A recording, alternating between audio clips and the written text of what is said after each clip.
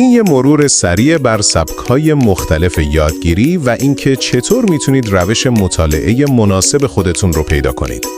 تا حالا براتون پیش اومده که ساعت‌ها برای یه امتحان درس بخونید ولی آخرش هیچی یادتون نمونه؟ خب، شاید مشکل از سخت کوشی شما نیست، بلکه از روشتونه. بیایید ببینیم علم در مورد 3 تا سبک اصلی یادگیری چی میگه. اول، یادگیرنده‌های دیداری. این گروه بزرگترین بخش جمعیت رو تشکیل میدن، یعنی حدود 65%. اگه شما از اون دسته آدمایی هستید که با دیدن یه نمودار یا هایلایت کردن متن مطالب قشنگ تو ذهنتون میشینه، به احتمال زیاد جزو همین گروهید. دوم، میرسیم به یادگیرنده‌های شنیداری.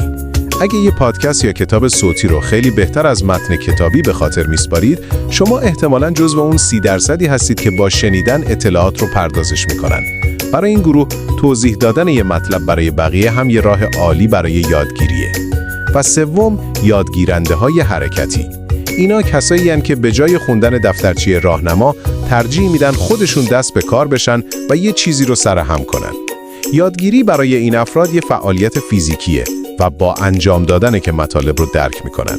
در نهایت با شناختن سبک یادگیری خودتون میتونید هوشمندانه‌تر درس بخونید، نه سخت‌تر.